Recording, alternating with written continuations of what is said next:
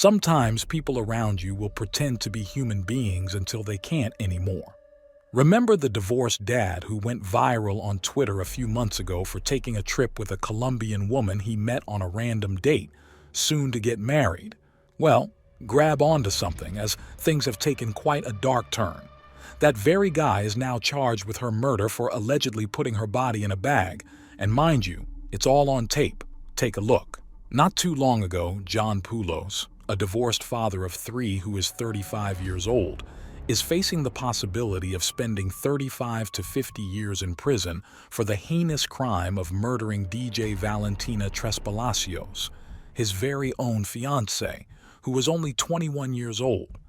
And while it might seem like another love gone dark kind of narrative, it's not. It's scary and disturbing. The lifeless body of the deceased woman was discovered jammed inside a suitcase and thrown carelessly into a dumpster in Bogotá. But how did she end up there? Rewind to the month of December when Poulos responded to a trend on Twitter about crazy first dates by posting a selfie with Tres Palacios, otherwise known as Valentina, that appeared to be without any serious intent. Fast forward a month and her body is discovered, with Twitter officials slapping a murder charges note on his post. Now, initially, a family man who was married to Ashley, Poulos fell into a more sinister path. During the divorce process with his now ex-wife Ashley and the mother of his 3 kids, he left them behind and set out on a life of international travel, leaving a trail that stretched from Cyprus to Ukraine. In comes Tres Palacios, a DJ who specializes in electronic music and who, after dating for almost a year, eventually became his fiancé. On the 22nd of January, things went from bad to worse in their residence in Bogotá, with Poulos allegedly brutally punching and choking Tres Palacios to death. He was seen on surveillance camera moving his luggage, which included the horrific suitcase, before he flew off to Panama in an attempt to evade investigation and prosecution. Inside the suitcase wasn't a pile of clothes and a toiletry pouch. It was Tres Palacios's lifeless, beaten body. So, when Panamanian officials caught him only in the nick of time, his effort to pull off a Houdini performance was unsuccessful. In his version of events, Poulos presented the idea that the Medellin cartel was the mastermind behind the murder, but the Colombian authorities were not interested in believing this. Given on tape, all they could see was Poulos pushing the cart his now dead fiancé lay lifeless. During this time, the wife of the Texan man who is accused of sexually assaulting his Colombian DJ lover has also come forward, revealing certain details about their traumatic relationship, further strengthening the murder charges on her now ex-husband. Ashley Poulos discusses their romantic relationship, which was previously filled with joy and included 3 children, a son who was battling cancer, and even a special invitation from the former Speaker of the House, Paul Ryan. But then it all goes south. As a result of the marriage's worsening functionality, Ashley decided to end it in the year 2021. She spilled the beans on her ex-husband's not-so-legal antics, claiming that Poulos dubbed himself as a sovereign citizen, leaving her drowning in legal fees. This is also where the convoluted plot begins. John, who is said to be fantasizing about a life with Valentina, takes a sinister turn.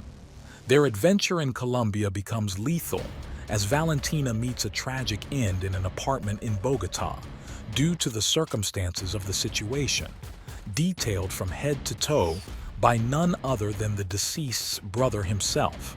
During an interview, Daniel underlined Valentina's crucial role as the family's financial support, describing her as a wise individual from a young age. He also talked about how she was a sensible individual.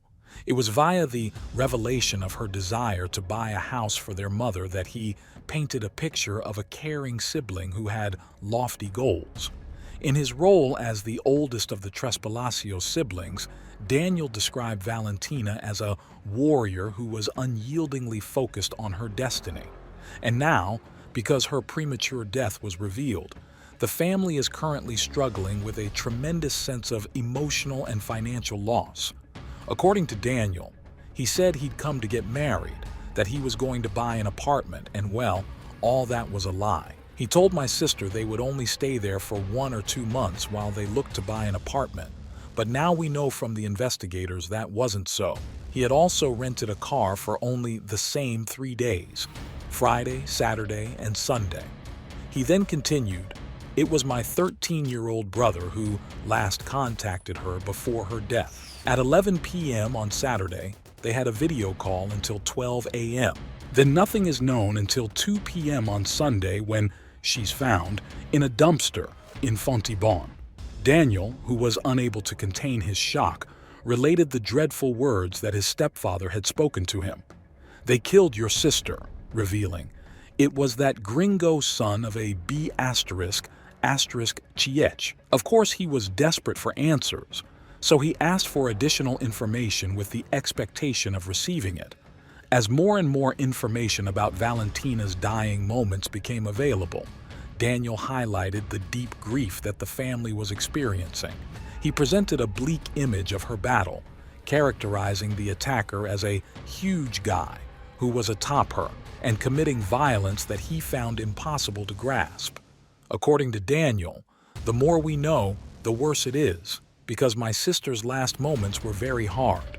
Imagine that huge guy on top of her, choking her, and then he put her in the suitcase. Imagine it. She's skinny, but she's tall and that suitcase is super small. Poor thing. He must have broken her bones to put her in there. He's an animal. That man is the worst.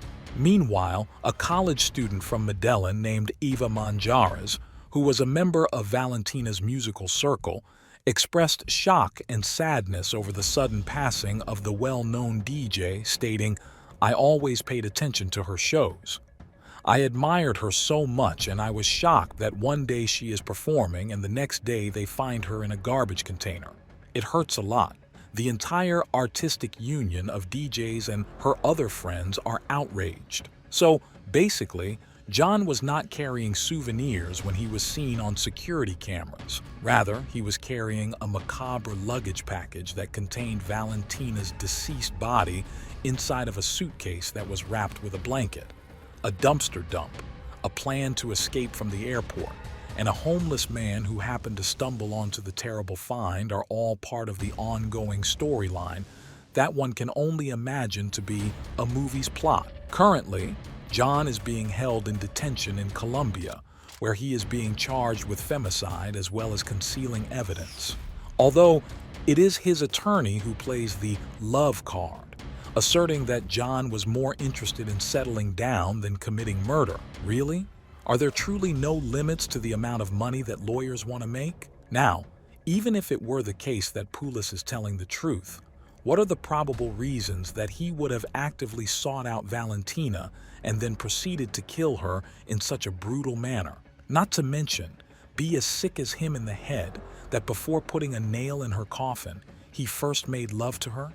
For one, Valentina, a budding Colombian DJ who was supposed to dominate the music landscape with her guaracha sounds, knew no bounds of living a grounded life. You know, life was going in the right direction for her, given that she won honors and was even hanging out with influential people like Steve Aoki. Meanwhile, we have John Poulos, the fiancé who is dealing with several significant problems. We are talking jealousy on steroids. And no, that's not an exaggeration.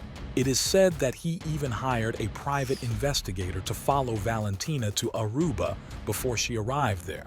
Amount of trust? 0 to 1. After that, the situation reached a point of no return. John is going crazy about the possibility that Valentina is hanging out with another guy just a few days before her sad end. So, the two of them relocate to a temporary location, and Valentina performs her last set as a DJ at a club in Bogota. Now, for the revelations that the court has made will reveal the truth. First of all, the prosecution asserts that Poulos considered Valentina to be his personal property, and that he went wild after engaging in some bedroom activity, which ultimately resulted in her tragic death. Surveillance footage shows him transporting a bag that appears to be of an unusually big size away from the apartment building, dressed in the typical killer outfit. Then again, according to the current legal circus, the prosecution is aiming for a lengthy sentence of 35 years. But Poulos's legal team is making every effort to negotiate a guilty plea in exchange for a reduced sentence. Which innocent man would do this now? Of course, they are doing everything they can to be successful, but only a guilty individual's legal team would ask for a negotiation. Meanwhile, there are delays. There are issues with the translation service, and Poulos is playing the "I fear for my life" card after what is supposedly a fight in the jailhouse. Typical, right? Oh, and let's not forget about Poulos's social media trail, which includes posts and retweets from Andrew Tate, a man who is personally facing some severe charges for rape, adultery, and sexual exploitation of women in Romania. And while that is just the courts and prosecutors talking facts, there is also a lot of global fury on social media, where fans are expressing their 2 cents. One of the many outraged users commented, "Jesus Christ, that's a story." It sounds like this dude literally flew to Colombia with the intention of killing this woman, brought duct tape, and lied to her about how long he was going to spend with her, said weeks.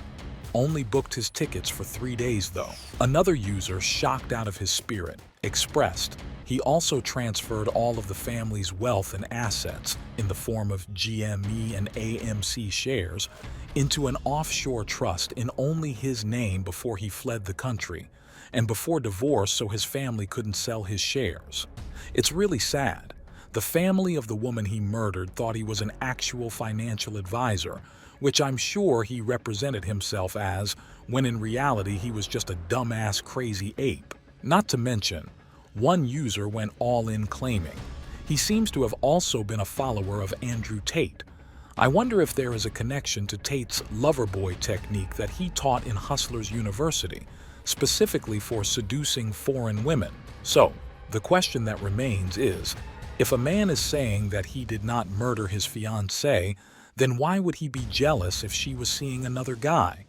If he is not a murderer, then she could only be seeing a friend at this point, right? Secondly, while he picked Valentina up just 2 days before he took her to the apartment site where he murdered her, put her body in a bag, and got himself recorded on the footage as he was doing all of this, he booked 2 completely different flights to a country that specifically does not have an extradition policy with Colombia.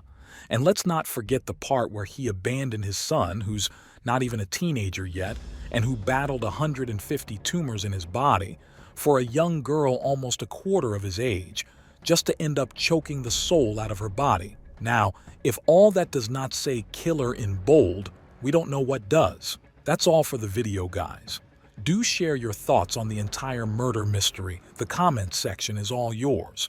To catch us for more updates, simply click the bell icon.